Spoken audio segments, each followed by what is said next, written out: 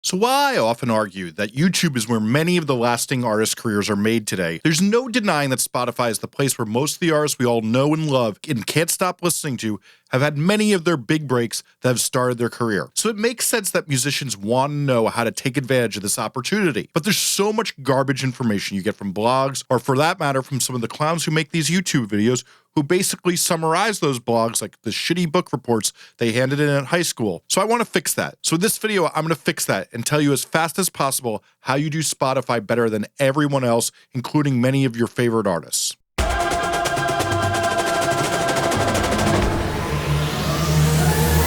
Hi, I'm Jesse Cannon, a music marketing nerd who's teaching musicians how to grow from 0 to 10,000 fans on YouTube, and this is Musformation. One of the biggest mistakes musicians make is they don't release their music in a way that Spotify likes, and do the work that is needed to promote it there so that they can see their songs reach their potential. It's pretty silly when you have this big of an opportunity, and you won't even do the simple things Spotify wants you to do in order for them to promote you. This is especially silly since if you take videos and photo shoots and making the songs out of the equation, this doesn't take more than 5 to 10 hours a week to do all the things that I'm going to tell you on how to promote your music here. And I always hear from these people who always complain about how long this takes is that their music is the most important thing in the world to them. And then I have to hit them with one of those stares akin to like Tony Soprano looking at Christopher Moltisanti when he talks about working on his movie script. But I know many of you are willing to put in this work and you just don't know what to do. So in this video, we're going to spell it out in order. But before we get started, a key to this video is I'm actually going to tell you how to do this all in chronological order for each song you release. As well,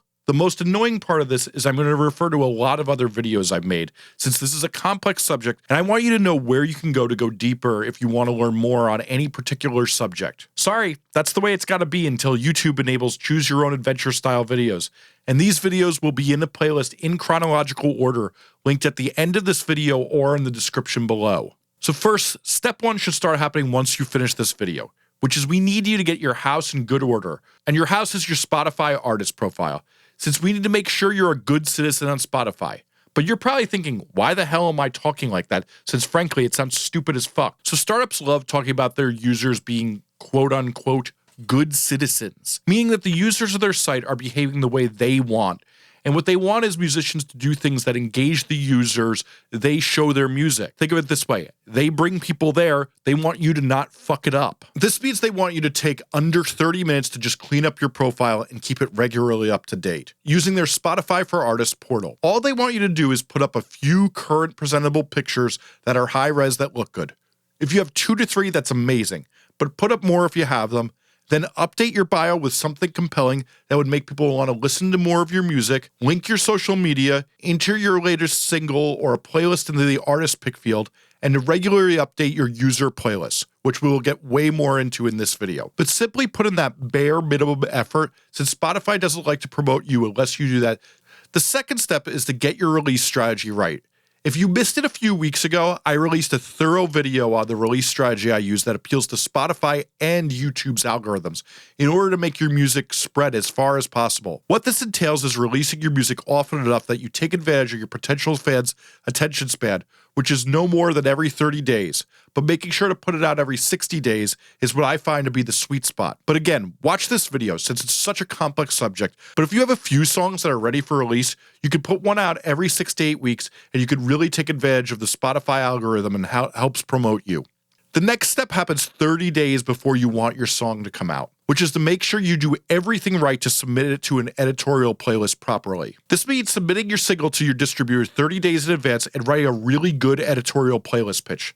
If you don't know how to make a great editorial playlist pitch, I have one of my most popular videos on how to write one, which has helped tons of musicians, which you can click on the screen now or in the description below. Let's also remember, before your single is out, please do not waste your time on pre-saves, since they do not matter at all, but racking up followers does. And if you want to learn more about that, watch my video on that as well, which is in the description. But you're probably wondering what you should be doing now with 30 days to go before your song comes out. And that's to start preparing your videos, photos, and the stories you're going to tell around your music. The time you spend getting things ready so it's as easy to launch as release day comes is time that ensures your release goes as smooth as possible. Okay, but more on that later. Now we're on to step 4, and your song is finally out, and we've made it to release day. Let's remember, release days are a lot like throwing stones in a lake. The bigger the splash you make at first, the bigger the ripple the pond will have, and the easier it will be to promote your songs, as that ripple will last longer and make your promotions easier. Now, that's not to say you don't need to sustain your promotion, which I always talk about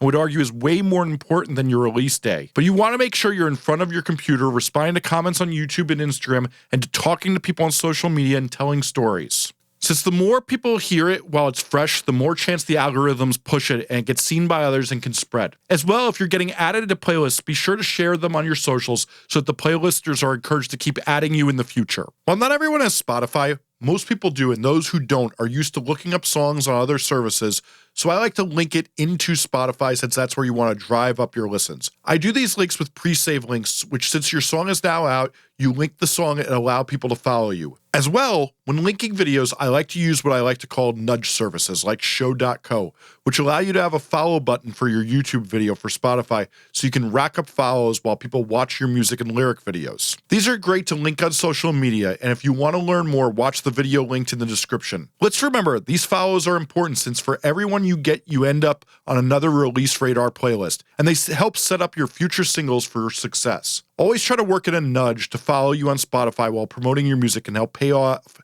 as it will get you on more Release Radar playlists and increase your performance each time you release a new song. Step 5 happens after release, and that's to pitch your songs to user playlists.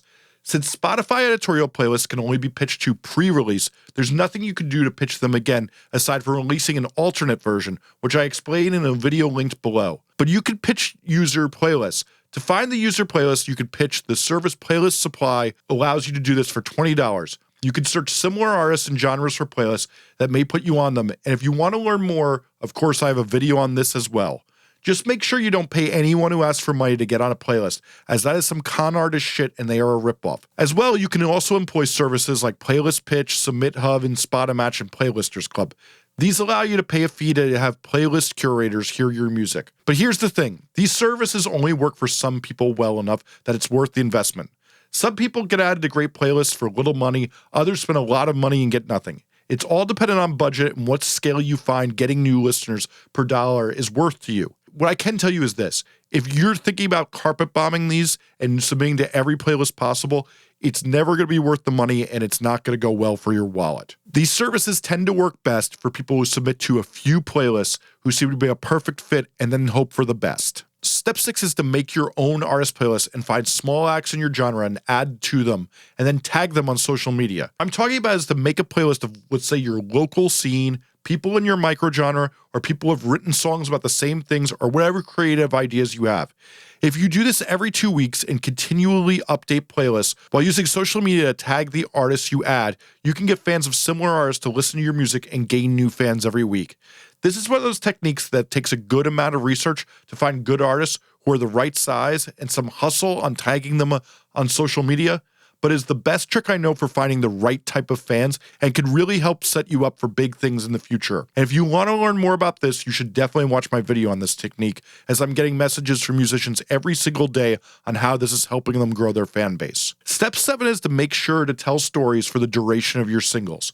One of the hardest things for musicians to do seems to be to keep their attention on talking about their song and making content that keeps reminding people to listen. Whether this is pics from a video, telling stories about what the song is about, doing playthroughs, unboxing of the DAW session, talking about the lyrics, showing behind the scenes, or whatever else you could do to keep fans reminded to grow their relationship with your music. And also, there's another one of these videos linked below, since it will set up your next song to do better than your last song, which brings me to the last step. The last step is to repeat this over and over again. Let's remember, this nearly never works unless you're using consistent, sustained promotion, meaning you need to release music regularly, and just putting out 2 to 3 tracks isn't going to do the trick today. Instead, you have to release a string of songs and sustain it, as well as working hard to promote it. If you watch who Spotify works best for, they are regularly releasing singles and following this technique. There's a playlist that's about to be up on the screen that has every one of the videos I just mentioned. So if you click there or in the description, you can kick back and watch it and learn even more on how to win at Spotify in 2021. Otherwise, I have a ton more videos on how to go from 0 to 10,000 fans that's also linked now. So please get subscribed and like the video. Thanks for watching.